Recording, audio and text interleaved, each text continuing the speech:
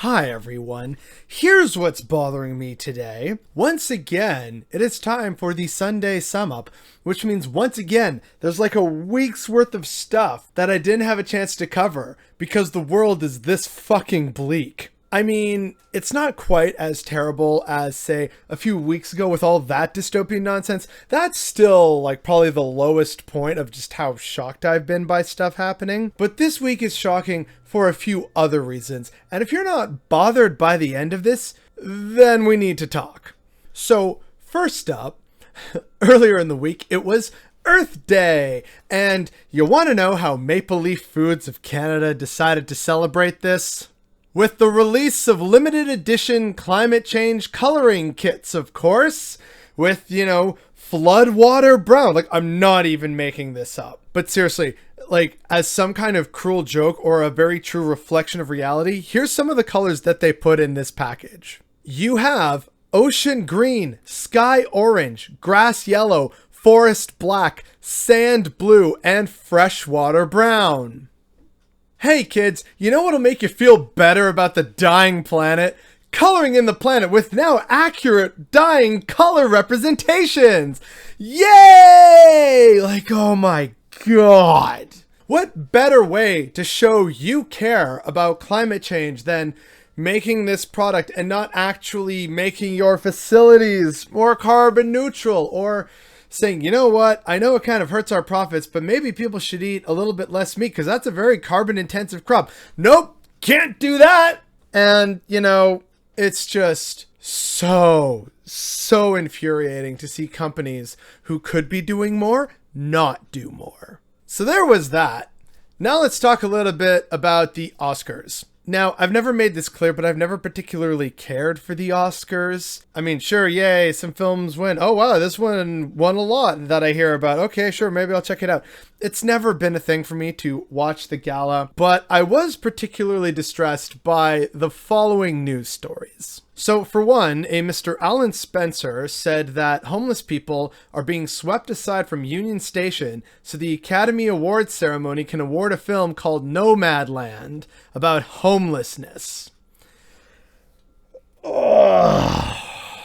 So, for starters, really terrible. And let's not even get into the whole, homeless versus houseless thing. Let's not do that today. Let's just focus on the objectively terrible reality that they moved people who were down on their luck to celebrate a film about people down on their luck.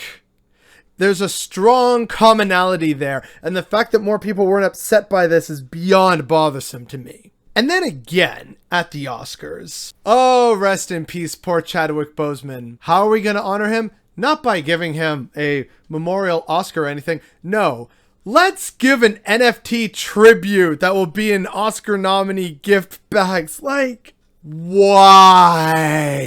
Enough with this NFT nonsense.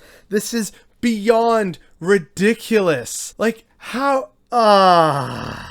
And like, it looks terrible.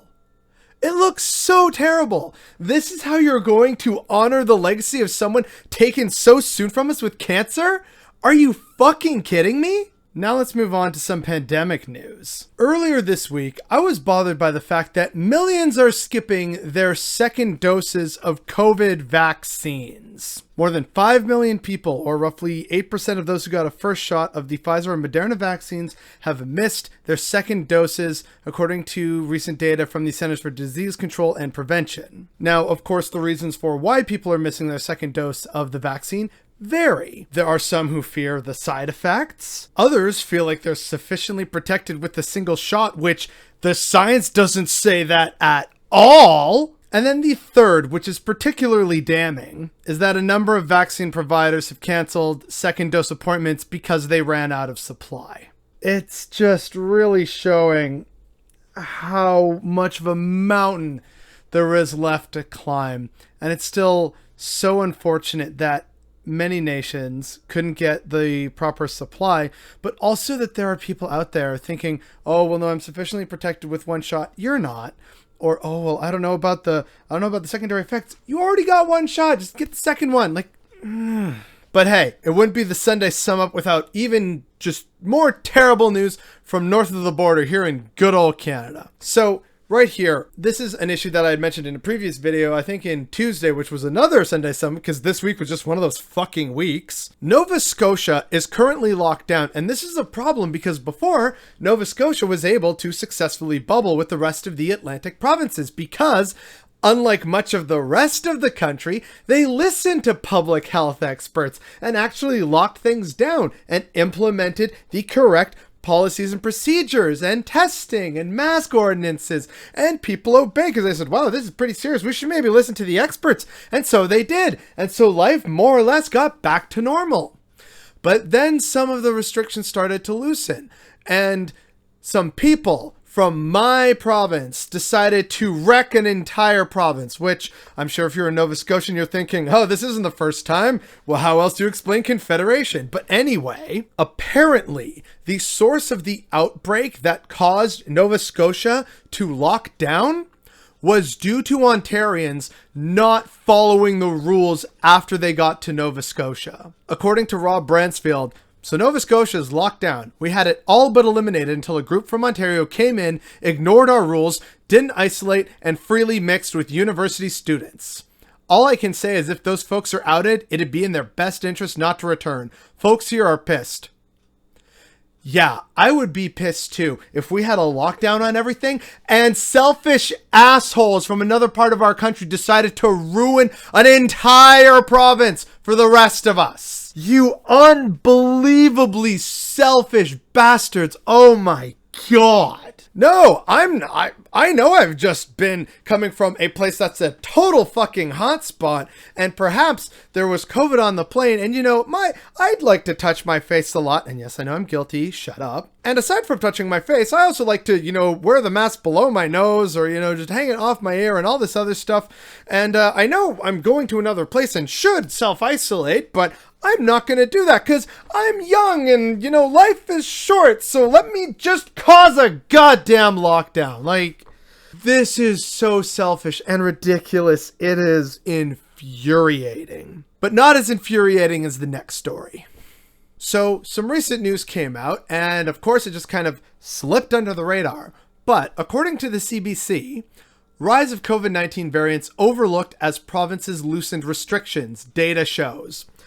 So what happened here was that as the first and maybe depending on where you were, the second wave were starting to become a bit more under control, the provinces, namely the ones run by Conservatives, so Ontario, Alberta, and Quebec, decided that, oh, well, you know what? We're looking at the overall COVID cases, so they're tapering down. I think we can loosen restrictions. Meanwhile, public health officials were screaming at them about the variants and how they had come in and how it's actually a serious source of concern. We shouldn't open up yet. In other words, in February of this year, we fucked up. That was our moment to truly be able to decide whether we got over this quickly or it was going to take a year or longer.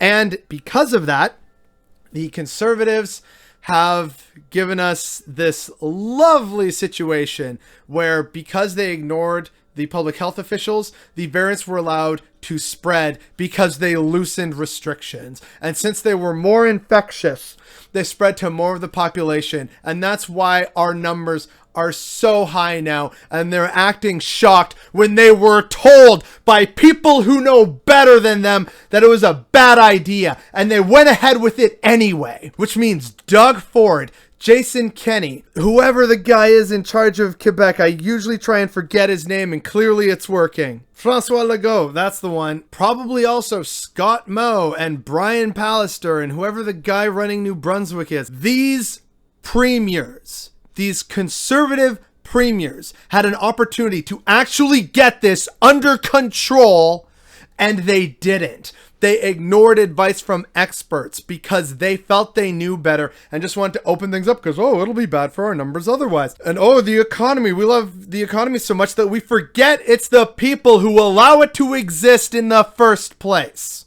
These people have blood on their hands, and these extended lockdowns and all this economic malaise and all this sickness, which we don't even know how these long-term health effects are going to turn out. All these problems and more lay at the feet of those in charge of many of Canada's provinces by not sharing data and by refusing to listen to the advice of experts. People who are literally paid to be good at their job and to be informed. They told them, oh, well, I don't know about that. Fuck each and every one of you. You are responsible for making all this terrible gong show go on for as long as it has.